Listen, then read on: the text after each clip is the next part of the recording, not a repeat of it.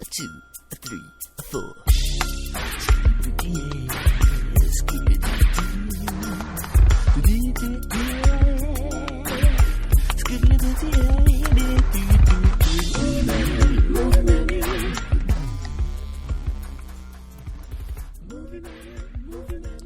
We are Movie Menu Reviews, the only podcast that spies on you while you listen to us.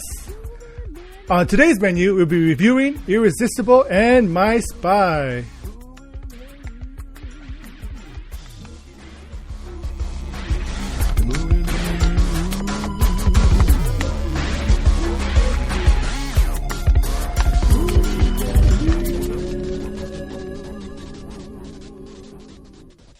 Welcome, ladies and gents. I'm Dan the Man Muñoz, host of Movie Menu Reviews, your weekly movie news and reviews podcast. Joined today by my co-host and senior panelist, Spy Z. Hello. See, Thank you so much for... I put the word ouch on there. So for anybody who's actually watching, they can see this. There's no proof. I did not harm you. You cannot sue me. This is not evidence. This is not evidence. But someone we can't sue and will always sue is our irresistible co-host, Mike Stand. Mike Stand. Another lawsuit. Another lawsuit. More lawsuits. In the malpractice should be your name, Mike. It actually is. I realized that it actually looks more like duck, just misspelled if you're at the wrong angle. Yeah. Z doesn't know how to spell. It could also be douche. I don't know. A misspelling of the word douche. That's right. Or maybe the correct spelling for you. Yes, there you go. Speaking of douches. Also, speaking of douches, Universal wants to reboot the movie Twister. Oh, boy. The film that came out with Bill Paxton and Helen Hunt, I believe. Mm-hmm. Helen Hunt in her in her Mad Prime. About You Prime. Yeah. I remember that. Yeah. So they want to reboot this film. What do you guys think? And if you would reboot Twister, what would your storyline be? Well, let's go into a little bit of detail, right? Because I love Twister. I was asking you guys, have you guys seen Twister? And I don't know if you guys knew this, but this movie was actually written by or co-written by Michael Crichton, who wrote Jurassic Park, who's done an amazing amount of movies. So Twister has like this really my heart is in this movie. It's a ridiculous movie. I don't understand why they're talking about a reboot. And now, let's be fair, it's a rumor. It's not really confirmed. But because the director who wants to do it, Kosinski, he's the guy, Joseph Kosinski, he's the guy who's attached to direct the Maverick movie, the Top Gun Maverick movie. So he's married to Kathleen Kennedy of Disney fame, right? She is the CEO of Disney. Oh, sorry, Lucasfilms. So she's the CEO of Lucasfilms. So he's got a lot of weight in Hollywood, and so if he chooses to do this, he can do it if he wants to. I honestly wish he doesn't. Why not do a sequel? Why do we have to do a reboot? Why not continue the story? There's still crazy people out there, chasing hurricanes. Or instead of chasing like a tornado, what about they chase like earthquakes or something, or like do another natural disaster as a possibility? Yeah, how about they chase the coronavirus? That's topical. And then they get caught in a storm.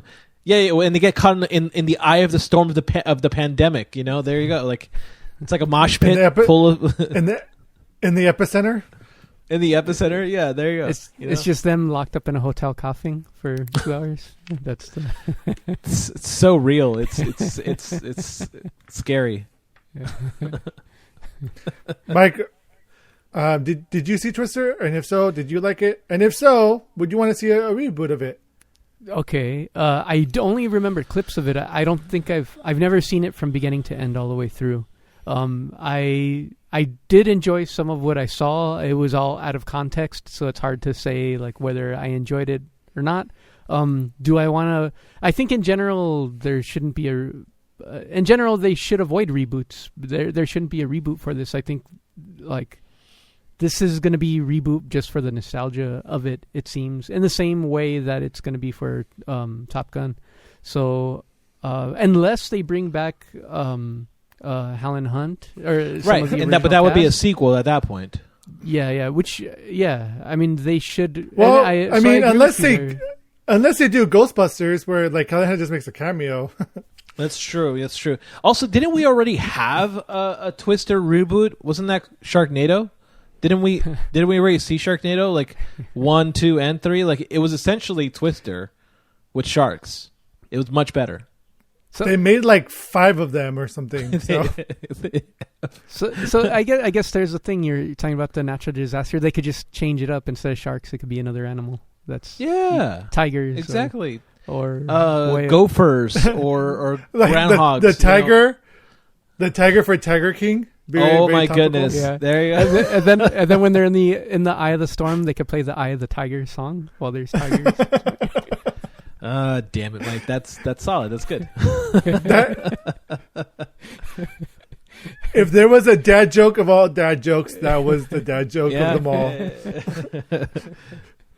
Congratulations, Mike. Thank you. You're a father. I got the dad joke of the year. So Now, I don't think it should be. I don't think it should be rebooted. And I don't know if you guys have also seen Tron Legacy or Oblivion. I think, although these were visually appealing, cool sci-fi themed films with a lot of cool visual effects and stuff, like a lot of these are hit and miss. So I don't know. He's not an amazing director at all. I think what I would like to see, and there is a movement online. It's a very small movement of Tron fans, and I am one of them, who wants Tron 3. Like I want to see the continuation of the story. Now, do I think Tron Legacy was any good? No, but I want to see where the story goes because it's a really interesting storytelling technique. So I think he should really stop, trying to tinker with, because you know what he is. I just remember what I just realized what he is. The Krasinski guy, this director, he is the direct to Disney movie director. You know how we had The Lion King and we had The Lion King 2, but The Lion King 2 never came out in theaters. That's what this guy does. He's essentially. Well, we should mention the fact that you keep on saying Krasinski, but it's Kosinski. So it's not Kosinski. Kosinski, yeah. So Not that's to to be be confused confused with with John Krasinski. Krasinski. Yeah. Who's done making some that- great stuff, including Yeah. A Quiet Place too. A Quiet Place and A Quiet Place 2, Which is which we coming. haven't seen yet, but we're excited for. Yeah. Now, a lot of people reposted this article on our Facebook page, and a lot of people had an agreement not to do a reboot. So, Universal, don't do it. Yeah, take your hands off of this property. Go do a monster movie that's actually good. Good luck. I know it's debatable. Wolfman is next. Yeah. They can double down on Wolfman. Yeah. Double Wolfman. And me and there Mike- you go. Yeah. That's it right there. Boom. Wolfnado. There you go. Wolfnado. I think we found the movie for them. Wolfnado. Yeah, They combine the Universal monsters and Twister. Oh There no! you What go. happens when the Wolfnado collapses with the Frankenstein-nado? Oh no! Yeah, just be a ridiculous story. It's like this There guy you this guy needs to be original. He needs to make something original. I know he usually does reboots or like spin-offs, but honestly, just make your own damn thing. Yeah. But reboots are not always bad, because the next film we're going to teaser trailer we're going to talk about is the Candyman trailer that just came out. Is it a reboot though? This isn't. I believe. it's Mike. It's I believe it is. Yeah, I think it's a No, reboot. actually, no. Let me No. double check that. No, I there think is we're the wrong. I think lore. this is considered sequel. No. Yeah, this is the continuation of the lore initially created by the It's- Candyman. I think it's a retelling of the lore. I don't think it's a continuation. I think That's fair. it's Jordan Peele's producing it, but I believe that they are making it their own for modern times. But I could be wrong. I know. Tony Todd is going to be in it as a cameo. That's what I mean. You're not going to bring Tony Todd is in the trailer. You hear him in the trailer. So IMDb lists it as a spiritual sequel. So okay. So I guess this exists in the same universe, and it's not necessarily a reboot or remake, but almost sequel, I guess. So which it's a remake. I mean, it's a reboot. Yeah. No. I would call it a sequel because I think losing some of the really interesting stuff that Clive Barker did during the original, you're dropping a lot of like the history and what I enjoyed about this trailer. Now, Mike, you saw the full animation trailer. Yeah, which is great. That it talks about like police brutality and it talks about like black lives, and it's like it really is a pretty interesting telling, or if not a sequel with the actual metaphors on skin level, because like a lot of horror movies are subtext, right? There's a lot of subtext hiding the social justice demographic or like the morality tale, and I think the Candyman I think they're really elevating and they're making it a very interesting story. Yeah, and even if it was a reboot, I guess it goes against everything that I had just said for Twister. I guess in the end, it doesn't matter what you do as long as it's executed well. And this film looks like it's it seems like every step of the way, I feel like they're making a lot of fantastic decisions for it, and I'm excited for it. So, both with the trailer, the fact that Jordan Peele's behind this, not directing but producing, I think it's it makes me very excited for it, and everything I keep seeing for it in terms of marketing, including this paper mache animated video. It's almost 3 minutes. I think it's a fantastic short in itself, and very telling on exactly what Z had just mentioned. Very very topical with the things that are going on right now. So I definitely recommend checking that out if you haven't already. Definitely. It'll be in the show notes as well. So it does look amazing. Nia DaCosta, I'm really looking forward to the direction. Sorry. Yahya Abdul is acting of Watchmen fame. If you haven't seen Watchmen, watch Watchmen. Yeah. So it should be good, folks. Yes. Definitely check it out. Next thing that we're going to talk about is the Respect trailer that came out starring Jennifer Hudson as Aretha Franklin. What did you guys think about Jennifer's performance? Mike, I know you have a love for biopics, especially musician biopics. Yeah, I love musician and band biopics. I mean, this is like it's the right role for her. So this is like the perfect movie. It's like It could be an unfair. I think this role is perfect for her. I think she'll execute it very well. I'm looking forward to checking this out. In the trailer, we do also see Mark Maron, so he seems like a sleazeball in this. Mark Maron seems to be playing every sleazeball in Hollywood. Have you noticed this? That every movie needs a sleazeball. It's Mark Maron. But I think he does a good job at it as well. So I'm not mad about that. And I'm happy to see Mark Maron in films as well. So. I think, I'm looking forward to this. I'm looking forward to checking it out, and seeing the story. And as Dan had mentioned earlier, I do have a soft spot for those types of films. So, I believe Aretha Franklin, like when there were talks about doing a biopic, she specifically wanted Jennifer Hudson to play her. So I think that this role was made for Jennifer Hudson, and I feel like Jennifer Hudson won Best Supporting Actress for Dreamgirls, and I wouldn't be surprised if she gets nominated for Best Actress for the Oscars for this. I think, I agree. I think this is the perfect role for her to shine, and both musically as well as acting chops. So, so I'm looking forward to this.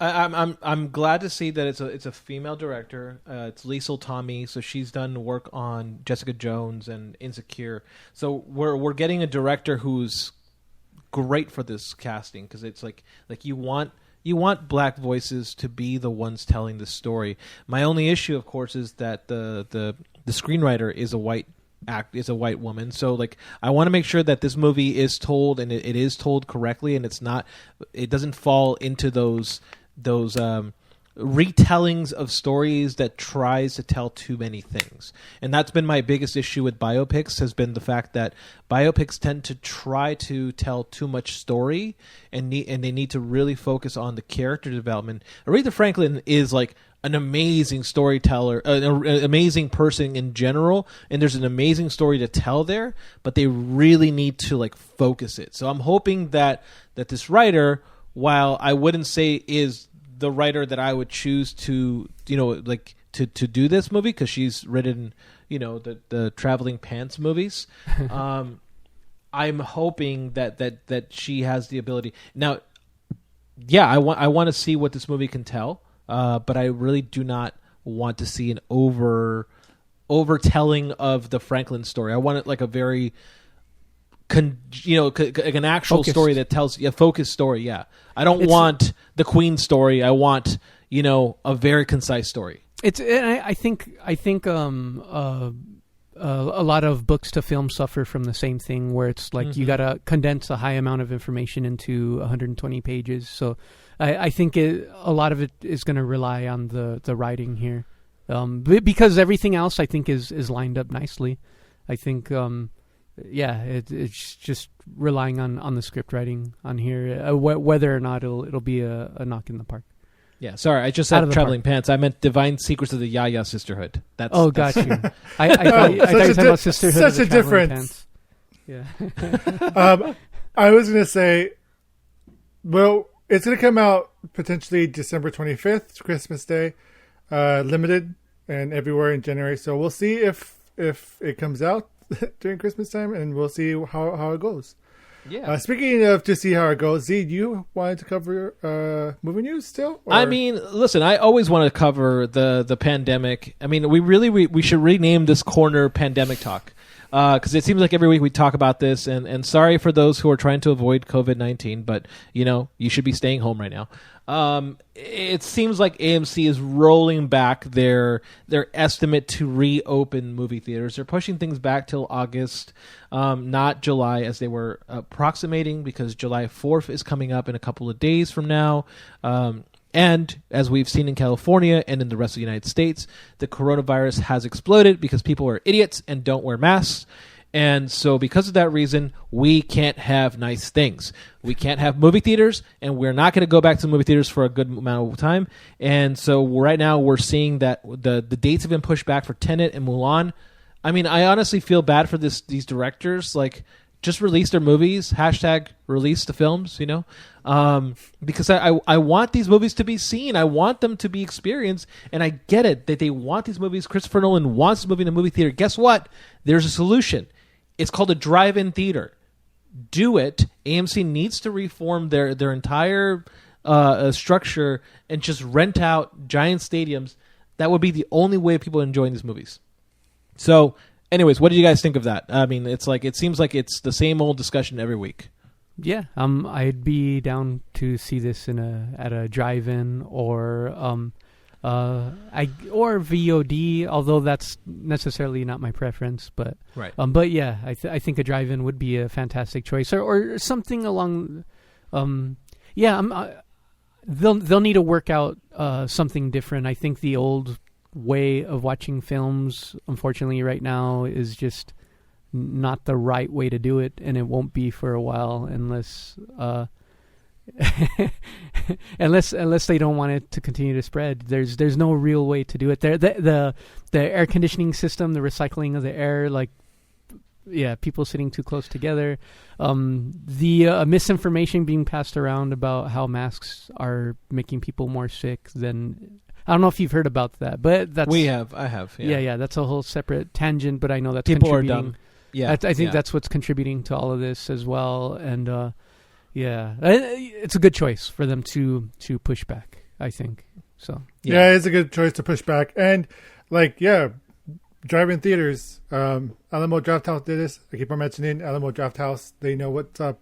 AMC, we go do the same thing, and I think there could be a new resurgence with drive-ins, or even like makeshift drive-ins, or like you had mentioned, parking lots of places. Yeah, I mean, I've seen it. Yeah, I've seen in Hollywood, there's a corner parking lot that they actually rent out just for marketing and advertisement. They usually do free events for films. There was like an It event there. Cool. Every couple of months they do that. They can very easily turn that into a makeshift like drive-in location. See, and I think like it would be like an amazing way of doing it. Like, so what you do, and here, well, we'll give this to AMC for free. What you do is you get all your employees that you've been having on furlough and still having to pay off, right? Because they're on unemployment or whatever. And then you rent out an area, and then one of those guys you dress up as Pennywise. And then as you're watching the movie, Pennywise is walking around scaring the shit out of people, or like intended, like make the experience a little bit more lively. Open air is one of the best solutions to people not getting infected. They're staying in their cars, fantastic. Leave them in the cars. Have ushers walking down. I hate it in movie theaters when there's ushers walking through the rows. But if you're in a car, you're not going to have that distraction.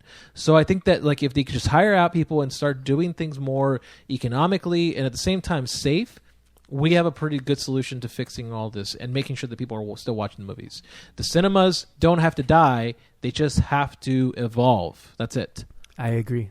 I think that's a great idea, Z. I think how much would you guys pay for something like that? I'm just curious. I mean, I would pay $15. That would be my standard. Like, I'm not paying $20 for a movie. Okay, 15's fine, but I think they're charging like $10 a person at like a certain drive-ins right now. Mm-hmm. Yeah, so that's good too.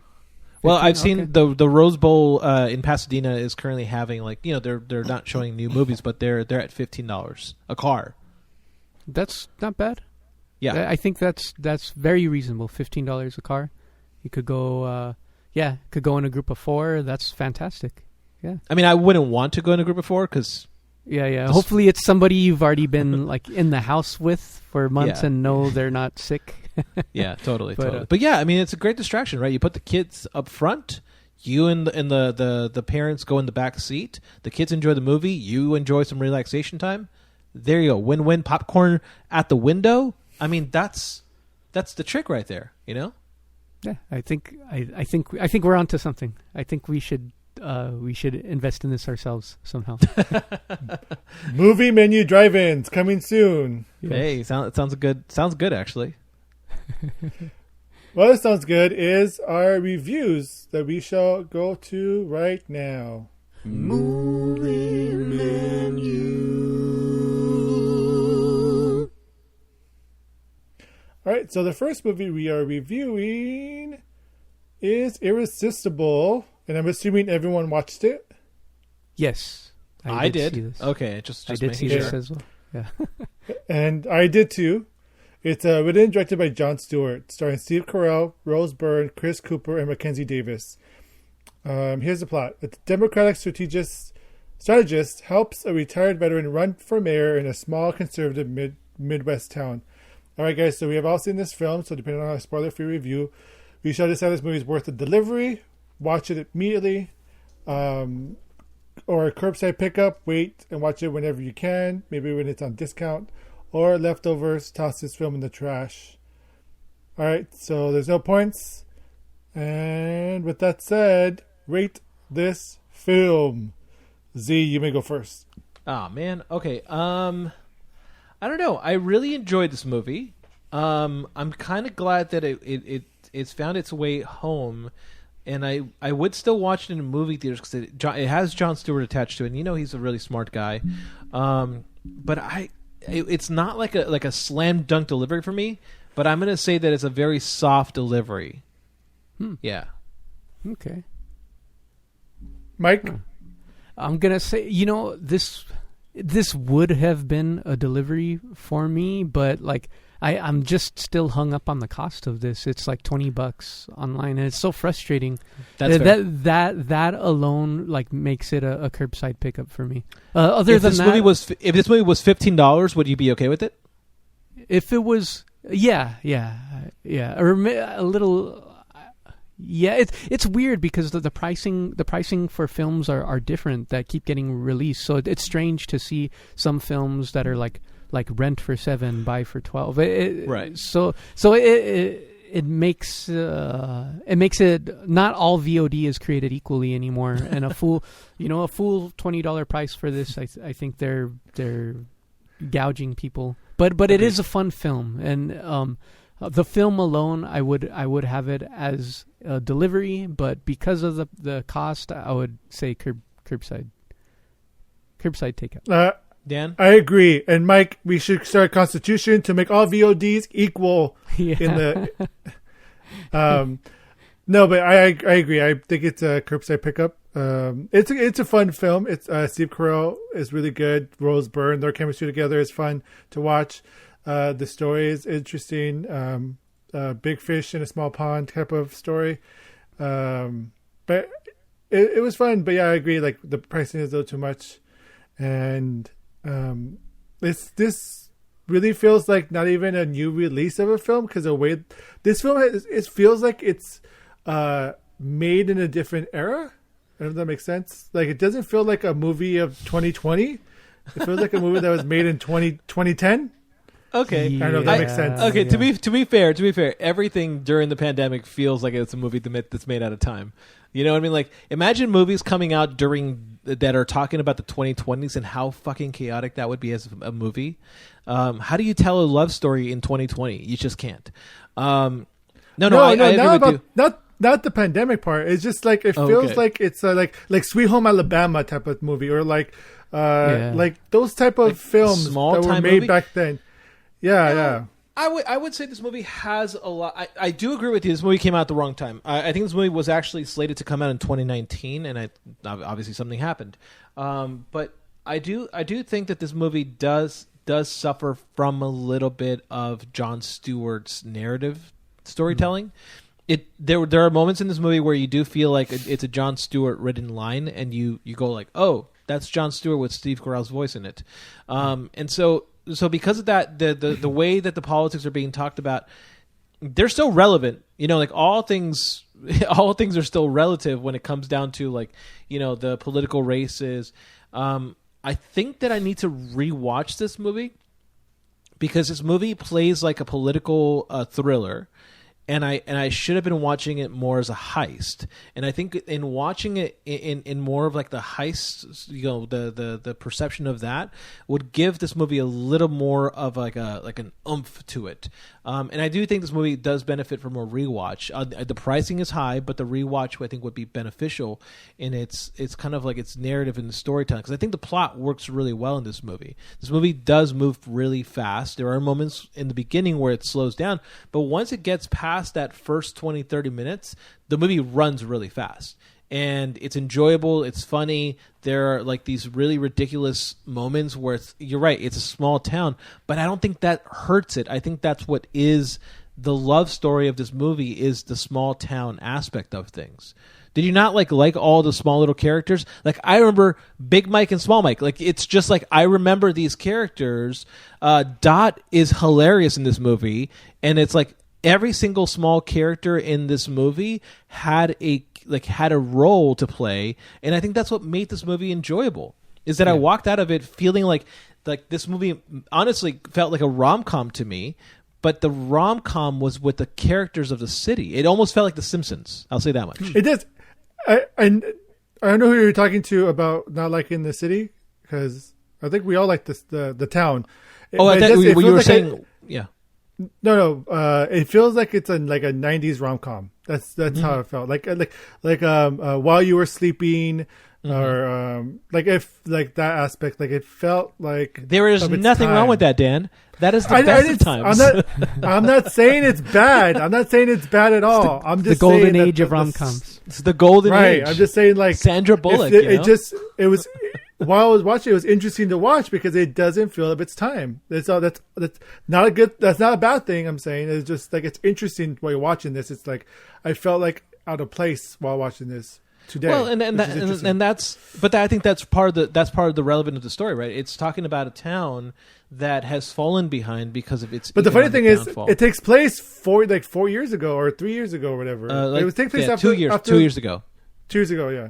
Yeah. So it's and it could be because of the small town. Like small town feels are different than big cities, and we live in a big city. But That's a good point. The small towns are usually behind, and they'll feel behind in the years as well. So, not to this aspect at all, but you know how like in It Follows, you never really know what time frame or time period it is. Like you think it's the 80s, but then they have some technology, and it's like it's like that type of like thing. But anyways, that's a good point. Yeah. I disagree entirely, because there are moments in this movie where you are pulled into the timeline and you are kind of like, this is relevant, because there's that moment in the cafe when they're like trying to get on the internet and you hear dial-up, and then you see them going to like the school because that's the only thing that has Wi-Fi. That is hilarious.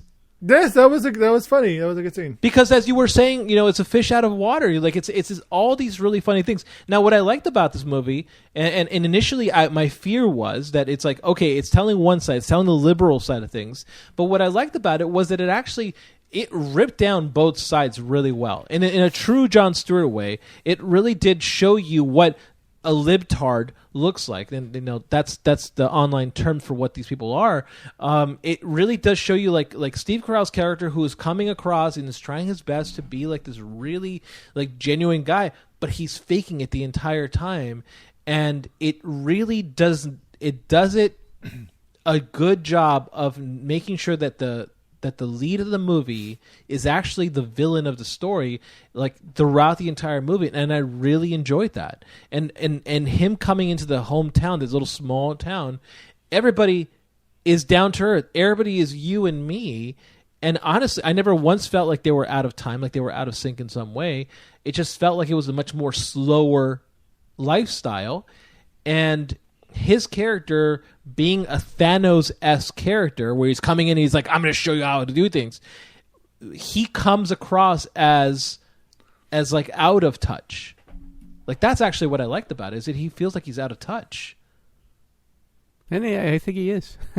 I think he is out of touch with the small town, and it's written. I think Jon Stewart did a great job of penning the script as well in terms of the dialogue, and early on in the film he talks about Steve Carell's character does say that, where he talking about how he has trouble connecting to certain types of groups that are separate from him, and I think it does a fantastic job. The film as a whole does a good job in terms of talking about how people get stuck in their political bubbles, and I think this is a good example of, especially a good example of how skilled Jon Stewart was in terms of like uniting both sides. And like in the past couple of years of The Daily Show before he left it, I remember he would do these talks with Bill O'Reilly, who I think in general, like anyone on the left cringes anytime they see or hear that name or see his face. But I think Jon Stewart managed to make him a likable person for a period of time, and they would actually go out there and they were actually cordial with each other and friends with each other, and you could actually find like political debates with each other, and it's fun to watch it, and Bill O'Reilly kind of becomes a good sport with it, and you get to see him more as like a human being and not like this like Fox News monster that I think people see him as, or as I normally see him as, I'll admit that, but I think that represents Jon Stewart represents that very well in this film, where it's no longer this division of right and left, and without giving away the plot, I think in the end you see that unification of both sides, and in the end it's just all about helping your community no matter what side you're on, and that we're all people, even though we may not see eye to eye politically, geographically. And they hit all those marks. And I thought that was fantastic. Yeah, I thought that's what I liked about this movie, is that while it may feel out of time, it does feel relevant to our time, and I think that's what a good story should do. And I think the way that the small town is represented is really like I said, it's really fun. It feels like The Simpsons. There's all these little small characters that pop in and out, and as soon as you get introduced to them, you kind of have a struggle to forget who they are. And that's what I liked about this movie. I don't think I've seen a lot of movies recently where like all the little small characters, like you remember who they are. Like Dot is hilarious because every time Steve Carell's character does something wrong, she's there, and it's perfect. Yeah, that was my favorite. Dot is hilarious. Just captures him in every wrong moment that he could possibly be in. It was great. And Rose Byrne, I think Rose Byrne plays a great. Oh man, Rose. So Rose a couple of Byrne. things. Sorry, Rose Byrne. Sorry, you're Byrne. Is fabulous. I kept on like getting annoyed because I'm like, oh man, why is Rose Byrne always a baddie? Why does she always play the bad guy? And it's because she's really good at it. She's really good at it. Even though she's incredibly likable. If you've watched any of her other films, she's incredibly likable. But in this movie, she does a really good job of just selling you the other side of Steve Carell. Right? She just plays the and it's like they're like both like teenage boys arguing, and it's like, and it's just, except of course they're in love with each other, and it's just really, really funny, like sort of relationship where they hate each other, but they like each other because they're so alike, and it's fun. Yeah, they're just on the opposite side, but they are so similar to each other, and they're they're like equals, but on the other side of the totem poles. And that was fun to watch. And there's this weird like admiration for each other too, with how terrible they are to each other or what they're doing, which is funny to watch. Which I love the fact that there was a moment where like Steve Carell's character sees something and knows already like Rose Byrne's character is there. Yeah, the grammar thing that was great. It's like a very telling of the character. Yeah. And then all, like I said, all the other side characters. I love Chris Cooper. Chris Cooper was so charming in this movie, which is weird because Chris Cooper is not generally a charming character in any movie. He usually plays a bad guy. And he does such a great job of just kind of coming across as like this really swell dude. And then Mackenzie Davis, who I absolutely love in everything she's ever done, even though she's miscast as an Asian person when she shouldn't be cast as that. Mackenzie Davis does a great job of really kind of showing you that there are other stories being told that you need to really pay attention to, and it's like this amazing thing. Again, Jon Stewart does a really good job of crafting this, where if you rewatch this movie, there will be other elements that Davis's character brings out, and you'll thoroughly enjoy. Yeah, I also enjoyed Mackenzie Davis's character. I like to include her acting and who she was, and. Yeah, I agree. The small town was really good, especially when they were like so worried about certain things, and Steve Carell is just having like a laugh at them and be like, "Yeah, wow, blah blah blah." Blah. So just their reactions alone to everything going around politically was fun to watch. Mm-hmm. Yeah, I think the cast was great. I think Mackenzie, I think she was fantastic. I was happy to see Will Sasso. It's been a long time since I've seen him. Yeah, Will Sasso was good too. Yeah, and I think they're good. Like, I think they were nice. Like, I think there are a lot of these characters in the town are like archetype characters in the same way that Z had mentioned, similar to The Simpsons. You know, you have the nosy lady. You have just the guys that like to hang out at the bar all the time. You got, they're all very likable characters and have very fun traits. It was very fun. Yeah. All right. Final. Yeah. Okay. Final thoughts. Yeah, I think the only drawback for me was like directing wise, like he needs to, Jon Stewart still needs to learn how to tighten it up, how to not, I like how he's similar to Christopher Nolan. It's a very smart telling of a story. But I think that direction-wise, I think he still has a little bit more to learn. But I think overall, like, the price is high, given. I'll agree with that. If I had watched this movie in a movie theater, I think I would have been okay with it. But because I didn't, that's where like my hesitancy comes in, where it's like, it is a lot of money to pay for a movie that is really enjoyable, but it's not like an amazingly enjoyable movie. But that's where we're at, you know? Yeah, I think the difference for me would be if it was like the pay to own. If it was $20, but you own the film, so you can rewatch it and you can spend your time with it. I think that would make a difference. You know, this is it's like a $20 rental. Yeah, I agree. I think this is a fantastic, fun watch if you're tight on cash, I think 20 is a little high. So Yeah, we should also mention like where you could watch it. I believe you could rent it on Apple TV and Amazon TV as well. So yeah, it's pretty high priced. It's a fun film, but within the month or two, it's going to go down to like $5.99 rental, and I think that's the prime time to go ahead and rent this film is when it's at that price.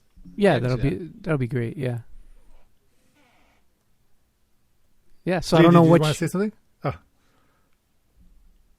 What was that? Z, were you going to say something? No. Oh. I think it was just a squeaky chair. That's all it was. Yeah. I heard a squeaky chair. It wasn't mine though. Mike? I think wait for the price to go down, but as soon as it does, watch this. Watch this as soon as you can. As soon as the price goes down. So 2 against 1, we say curbside pickup for Irresistible. So that's fine. let's go. That's damn right it's fine. It's good. All right, we're going to move on to the next movie review. Movie menu.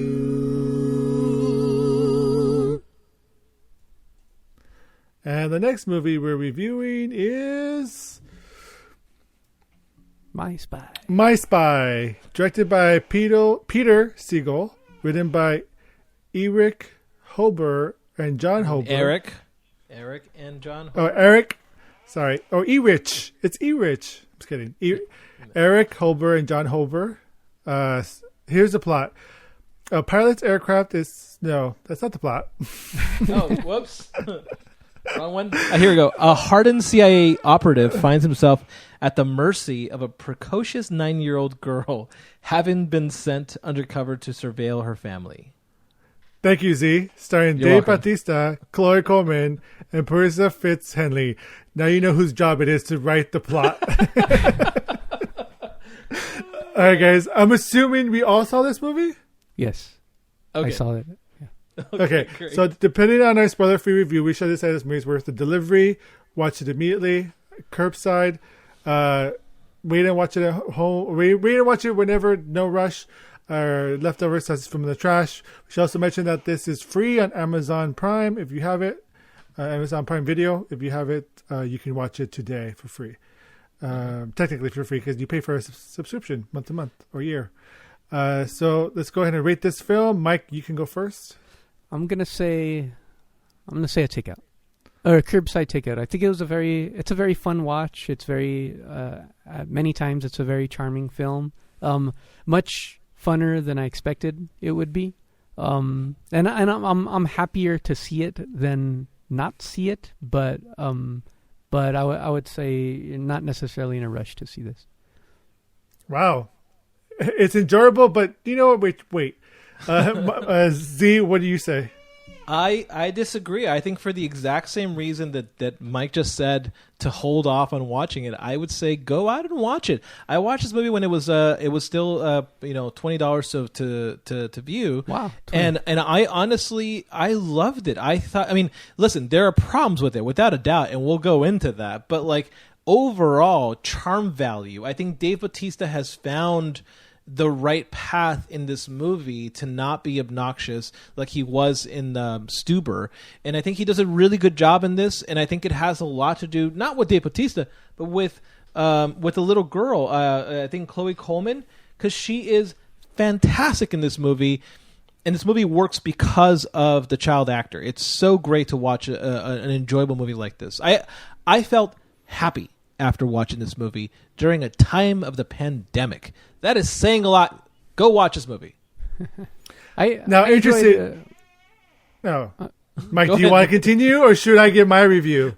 I'm sorry, Dan. Go ahead. So this is a movie that when we had scheduled to watch it, when it was supposed to be released in theaters, I wanted to host it, which typically means I don't watch it, and I asked the questions. And you know what? I'm just going to say I'm happy I watched it. I'm actually pleasantly surprised. I say it's a delivery. It's way better than I expected it to be. I thought it was going to be like a Stuber or some dumb film like that. That's totally like a throwaway, film, not even worth the cash cow or whatever. Just something, for Dave Bautista to do. But no, Dave is fucking charming in this film, and Chloe Coleman is great. Even Christian Shaw. Yes, thank you. Is great. Yeah, she's fantastic. Yeah.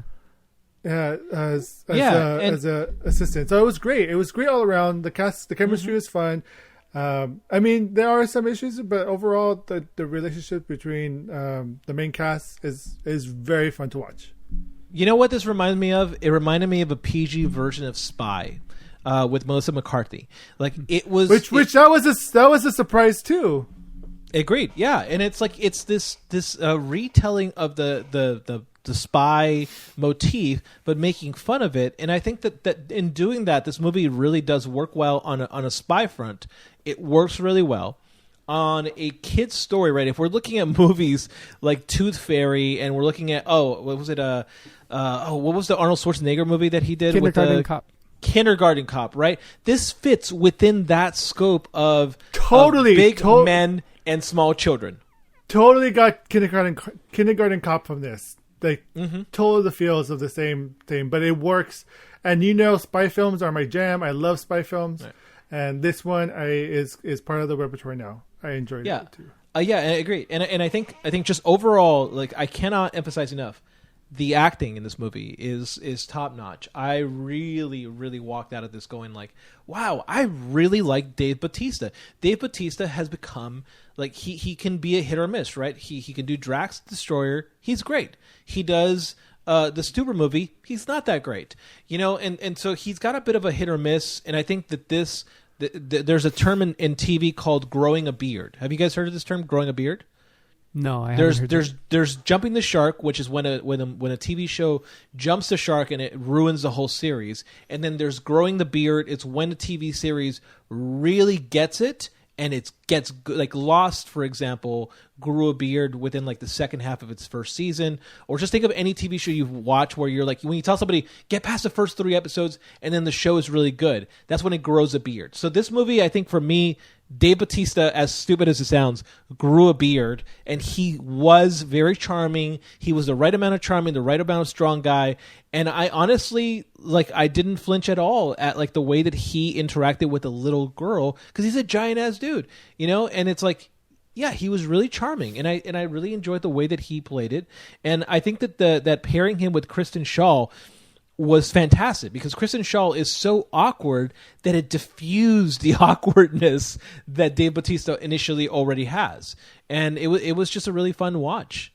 Yeah, I think it was an excellent choice to make her as basically the comedy relief in this, and as this awkward character, and it allows Dave Bautista to play more of like the more serious role and in this, so which he did. His acting chops have definitely improved, so for sure.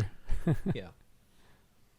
Step up from Tooth Fairy for in comparison for The Rock. Hold on, Tooth Fairy was The Rock, yeah.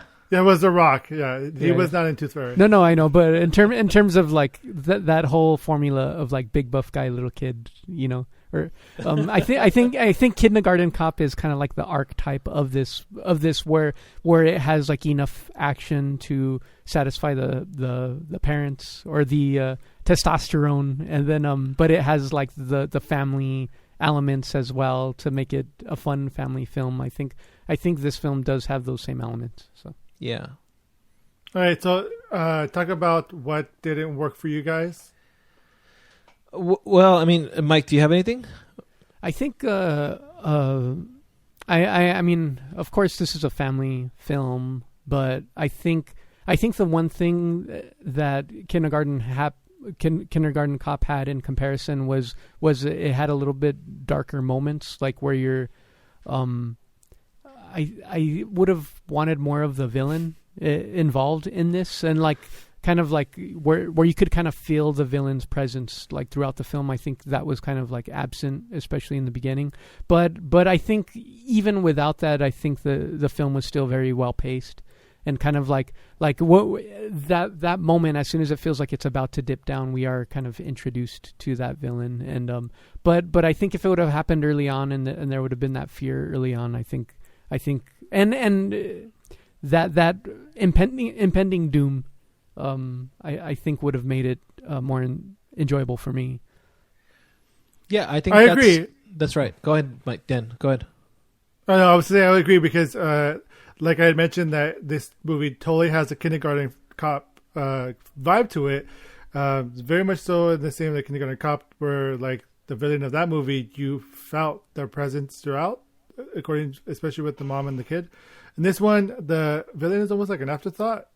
That was my issue with it. I wanted more, like Mike mentioned, more of the villain to be there presently, but overall, for what it was still good and enjoyable. But just the villain was the weakest part, I think. Yeah, I agree. That's essentially what really kind of like brought the movie down for me. You have to remember who the audience is, and I think that's what really kind of like kept me still on board. Was like, this movie's a PG movie, or PG movie. And so like it had to be this villain that was both ominous and threatening, but also not. And because of that, I did feel that there were moments that were predictable. PG-13, we should correct, which is crazy, really? because it's crazy because there is like a head that they show. But anyways, yeah. So you're right. It's PG-13. Go figure. But yeah, like I thought that like the villain could have been less predictable than what he was, and I think that would have made it a little bit more interesting. There were a couple of twists and turns that really kind of like were like whatever, but like I enjoyed them, and I think that's what a good movie with good actors does, right? It's like the charming bits of the actors, can they carry that portion? And the answer in this movie was it did a really good job. Yeah. Oh, any final thoughts, Mike? It is Amazon. If you got Amazon Prime, you don't have to rush for this, but I think when you watch it, I think you'll enjoy it for what it is, and it is safe enough to watch with family. So, I mean, as you can tell in the trailer. So, but isn't we must say there is like a head that is shown like flying. There is, but it's kind of done in a cartoony way. It is done in a cartoony kind of way. But yes, I was just like, whoa, did not expect that to happen in a film like this. I think the most gruesome thing is like a knife going into someone's leg, but that's kind of done in a comedic way. Very comedic way. Yeah. It's technically in the trailer. If you've seen the trailer for this, then you know what you guys are talking about. But Z, final thoughts? I thought this movie was enjoyable. I think if you're having a bad week and you need a good respite from it, watch it immediately. It was surprisingly fun. I think most people will be drawn away from it just because of the category this movie fits, a kid's movie. However, if you like Spy with Melissa McCarthy, which was an amazing Paul Feig film, Paul Feig. Yeah, Paul Feig. Yeah. Then I say go watch this movie. It's a good watch this, then watch Spy. I think they are in the same. I would say they're in the same universe, and they're so much fun. Okay, that's funny. Yeah. I would say watch Kindergarten Cop and then watch this film together. I think that's a good double feature. I say watch it. I mean, right now there's not much going on to watch, anyways. So if you have Amazon Prime, I would say watch it today. You can, if you haven't already. It's worth the watch. It's a lot more fun than you think. And I did not like the trailers for this. I was hoping to avoid it. But because it was Amazon Prime, I decided, hey, I'll watch it. And you know what? I'm glad I did. So I think you would be the same, happy that you watched it. Cool. So we say, sorry, Mike, it's 2 out of 3. So that's we say delivery.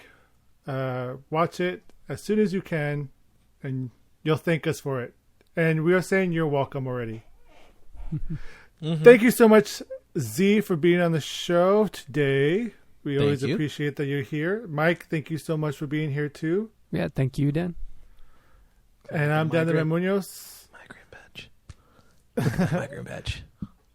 And I'm Dan the Man Muñoz, your host of Movie Menu Reviews. Make sure to check us out at moviemenupodcast.com. There you could find all our content of shows. We have, obviously, this one, Movie Menu Reviews, where we review movies and discuss movie news. We also have Movie Menu Classics, your go-to podcast for classic films. And we have Movie Menu Interviews, where we interview filmmakers to discuss their films from idea to completion. And we have other content as well as spotlights, rants, and other awesome shows that you guys can check out, all on our website, moviemenupodcasts.com. That's moviemenupodcasts with an S.com. Also, follow us on social media, YouTube and Facebook, Instagram, Twitter. We are on there. We update that constantly. And also, make sure to subscribe on Apple Podcasts, Stitcher, SoundCloud, or Spotify, or wherever you listen to your podcasts. We are there. So there's no excuse. You can find us. We are everywhere. So until next time, guys, thank you so much. We'll be back with a new episode of Movie Menu Reviews. Until then, goodbye. 2, 3, 4.